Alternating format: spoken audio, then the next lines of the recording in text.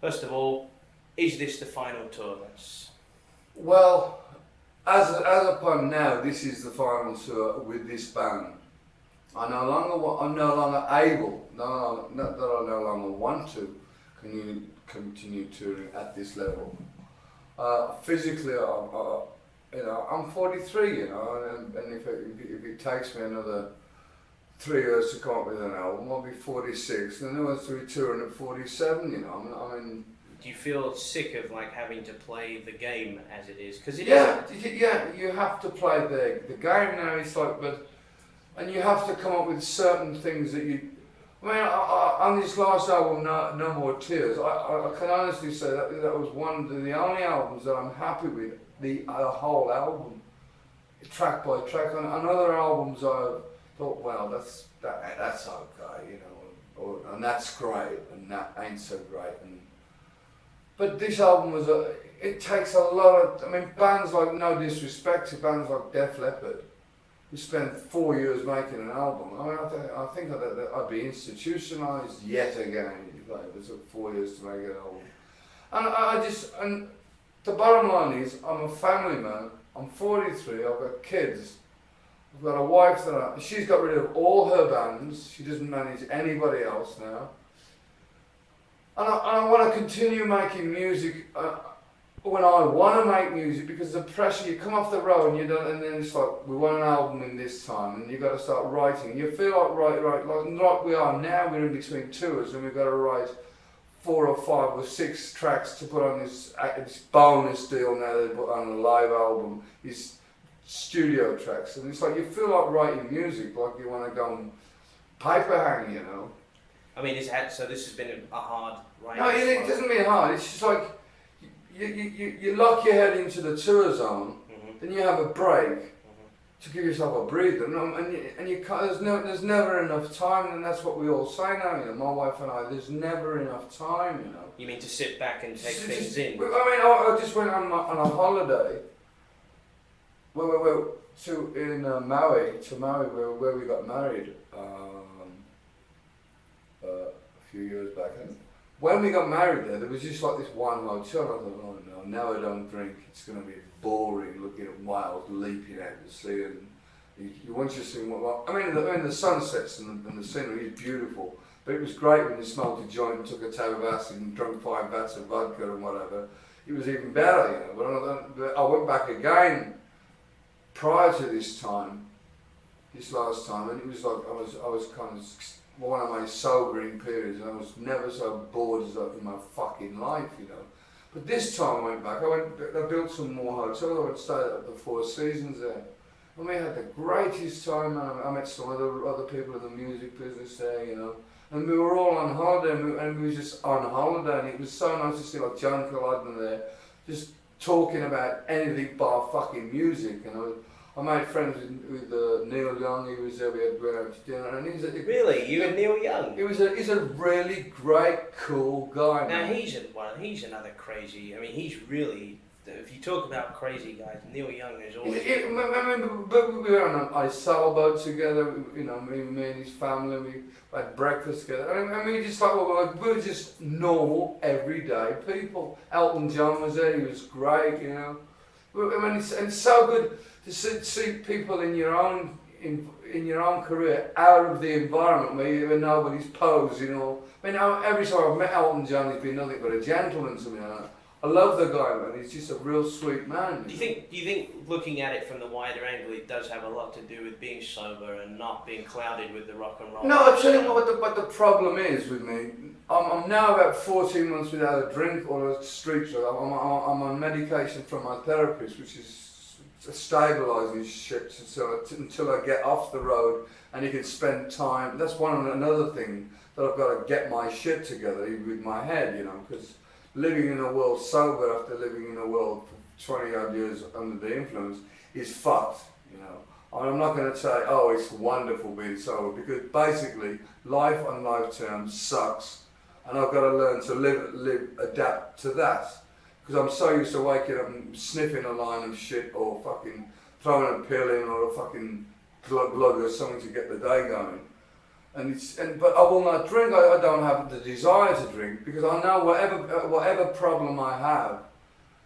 And to be honest to God, if I say today is one of my worst days of my life, if I pick up a drink or a gram of coke or a fucking hit of heroin or whatever the fuck it is, it'll be blotted out for today. But then tomorrow I'll wake up and I'll go, no, the problem will still be there, but increased with the fact that I've failed yet again, and I'm starting from fucking one, and I never want to do that again. Is that what's kept you sober this time? The fear of failure? No, I've failed so many times, but as the time, I mean, when I used to go to Alcoholics Anonymous, it was like, how many days you got? I mean, it was like a fucking race. It's not a race. We are in the human race. That's enough races I want to go in. I'm not into racing. It's like 15 days, 16 days. And when I would, every time I'd get, like say the last time I went out was 40 days, I'd make 41 days the next time and then go out. So this time I didn't count, and suddenly a few weeks back, my kids and my wife got on the phone and they all sang happy birthday. I said, what's the matter with you singing happy birthday to me for? She says, you got 1 year to die. And I go, what? 1 year?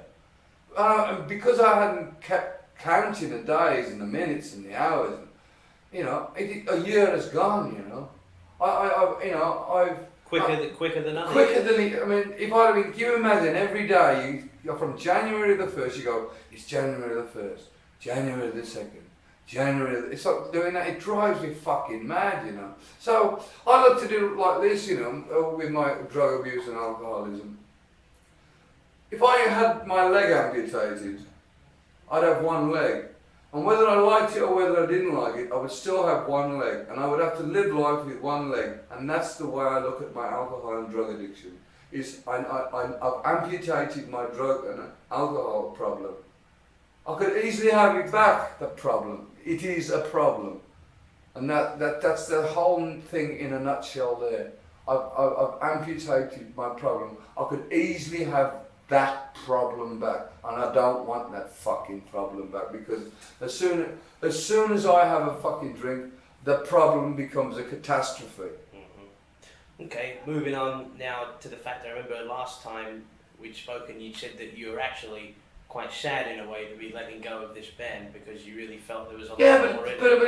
But it's you know, I've got to be realistic. I've got to be totally honest about it. You know, I love every one of the guys. I've had a great time with these guys in this band. But you know, I suddenly said, being stuck on my own for a while in a hotel room, and I started soberly thinking, and I'm thinking, well, you know, you are really 43, and you are really playing with guys in their 20s and 25s, and they, you know, and it's kind of, I'm like the isolated man, you know. They stay in one hotel because they, you know, and all this shit. Not because of ego, because at the first part of the tour, everybody that was around me that cared for me was protecting me because they go out and get fucked up. They thought, well, oh my God, I'll fuck this and get fucked up with them.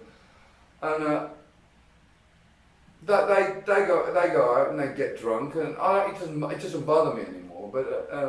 But the bottom line is the fact that I want to slow down, you know. It's like I can't do what I was at 43, and the fact is that I can't do at 43 what I could do when I was fucking 30 or even 35 or even 20, whatever. You might want to comment briefly about the irony of the fact that you've had as many injuries on this tour, fitter and stronger. Yeah, but you know what it is? I've had as many injuries fit, but I've felt them. Before, I may have had 20 times as many fucking injuries, but not felt them. It's like, you know, because when you have a drink last night, you've still got it in your system the day after. Whether you feel kind of sober or what, but you've still got it in there. So if you bang your elbow, you don't really realise how much damage you've done, you know.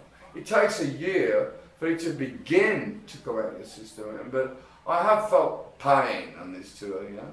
So also, is your future plans, we should go into those, you obviously have some idea that you'd like to do some recording with other people, maybe you should... No, well, to be honest with you, I've been offered, my wife just recently told me that some guy from Canada's offered a lot of dough for the reformation of the original Sabbath, which I don't care to fucking take part in, because you know, why go backwards, you know? It's like an old girlfriend to me. I've got nothing in common with them. I don't hate them. I don't dislike them. I don't hate my ex-wife, but I'm not married to her anymore, you know. She has my children, which I see as often as I can, but I don't fucking want to sleep with a woman or have any relationship with that woman anymore. In fact, it's the fucking truth, so I wish I'd never had a fucking relationship with a woman in my fucking life, because all it's ever done is caused me fucking misery and misery. I was born thinking with the wrong head. I thought with the head of my dick instead of my head of my shoulders, you know. So I didn't know about this Reformation business, but going on, you did say you wanted to work with different people. That's I don't know, to be perfectly truthful to you, I have not really sat down and thought, I know what I want to do. I want to work with him or him. What I would really like to do is say, fuck the thoughts for... At the end of this, I don't want to think about music. I want to be a family man. I want to pick my son up from school. I want to go fishing with my son until that gets put, probably the first weekend, you know. But I see, the thing about this rock and roll business is, if I was to say at this point, yeah, I'm going to do a thing with Dweezil Zappa or fucking Neil Young or Elton John or whoever it may be, or Weird Al Yankovic or whatever, you know. You know, people say, oh, but you said 6 months ago you were going to do a song with Weird Al Yankovic. Why haven't you done it? So it's all open. I haven't made any plans because I live one day at a time, and right here, right now, I'm trying to write some fucking songs for this. So it's basically it's called getting off the treadmill. I'm It's not- called I'm- yeah, releasing yeah. yourself of obligations. I'm not going to obligate myself, and I'm not going to put any false ideas into everybody's head out there in the media, because I don't want to let them down. You know, I'm not going to give the next album title because I don't know myself. I don't know when the next album's going to come out. I don't know who's going to be playing on that album. I don't know if I'm going to be singing on it myself. I might sing on my album. I might do something totally off the wall and sing on somebody else's fucking album. You know, I really don't know. I don't know where the fuck I'm going to be or what I'm going to be doing. All I do know is this is the last of this kind of thing. I will not tour at this length again. I will do the occasional gigs or short mini tours, but I will not spend like 9 months on the road, like 2 days at home, 6 months writing, 6 months recording, back out on the road, not out for like I have been. It's funny because you're going out with a bang, because this is proving to be probably the longest tour you'll have done. I mean, by the time you've done When we had the first Diary, Blizzard and Diary, we just released one after the other and kept on touring for 3 years. That's a point. Yeah, you had the records, but this seems to me, as far as touring for one album, you're going longer off. And I tell you, the thing about being sober is, an hour on a fucking bus and I'm screaming my fucking head off because I can't stand the bus, I can't stand the lights, I never sleep on the bus. I'm a chronic insomniac. I go nuts, you know. I mean, you be in my head for 3 days without sleep, and I make Freddy Krueger look like fucking walk around Disneyland, man. So I drive everything and everyone around. I mean, mice don't come in my house for 3 days without sleep, you know. Birds die when I tiptoe past my window, you know. Dreams shatter. Horrible thoughts, really. But say what you will about the songs. We've written 5 songs. Lemmy's working on some lyrics for me at the moment. The band is also working on it. We are working on some lyrics ourselves, so we'll pick out the best of the bunch, you know. And there is a 6th song that I've yet to come up with a vocal line for. So in all, so far I've got 5 kind of nearly complete, and 1 we're still working, so it'll possibly 6 at the end. Maybe talk about briefly as well, they'll probably want you to talk about your relationship with the fans over the years and the fact that you that's my relationship with my fans is kind of, I'd like to put one thing straight here and now. I've never confessed to being a great singer, you know. I've never, looked upon myself as one of the greatest singers of. I mean, I'm not a Robert Plant, and I'm not like a Freddie Mercury or an Elton John or whatever like that. You know, I mean, they could sing that when they are great singers. You know, I mean, when Stevie Marriott as well, when he was alive, could sing his arse off. And but the following that I've had is kind of been like a family, you know. When one goes on stage, you can only put what you can put out into it. And what very often upsets me is when you get some guy comes along to the show, and if it's a bad show, you expect a bad review. But when everyone's had fun, and someone really reviews a show, and literally, I just read some fucking article in a magazine, and I thought, well, what the fuck's this guy on about, man? Whether I was singing in tune or out tune, doesn't matter. It doesn't matter, you know.